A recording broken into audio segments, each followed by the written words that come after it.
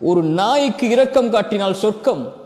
சக மனிதன் என்றால் அவன் இந்துவாக இருந்தால் என்ன, அவன் கிறிஸ்துவனாக இருந்தால் என்ன, அங்கே அவன் முஸ்லீமாக இருந்தால் என்ன, அவன் எந்த மதத்தை பின்பற்றுபவனாக இருந்தால் என்ன, மதமே இல்லை என்று மறுப்பவனாக இருந்தால் என்ன, அவன் இறைவனால் படைக்கப்பட்ட ஒரு மனிதன். அங்கே மத வேற்றுமைகள், அங்கே இன வேற்றுமைகள், அங்கே மொழி வேற்றுமைகள், அங்கே நாடு வேற்றுமைகள், அங்கே நிற வேற்றுமைகள் எல்லாம் அங்கே வராது. அதைத்தான் இஸ்லாம் ஒரு முஸ்லிமுக்கு போதிக்கிறது. உதாரணமாக, பள்ளியில் தொழுகை நடக்கிறது, பக்கத்தில் இருக்கக்கூடிய ஒரு கோயிலில் தீப்பற்றி எரிகிறது, அங்கே மனிதர்கள் கூச்சலிடுகிறார்கள். இங்கே தொழுகையா, அந்த மனிதர்களுக்கு உதவி செய்தலா? இஸ்லாம் சொல்லுகிறது, இந்த நேரத்தில் நீ செய்ய வேண்டியது அந்த மனிதர்களுக்கு சென்று உதவி செய், இதைவிட அது மேலானது. இப்போது அதைத்தான் அல்லாஹுடைய தூதர் ஸல்லல்லாஹு அலைஹி வஸல்லம் சொன்னார்கள்.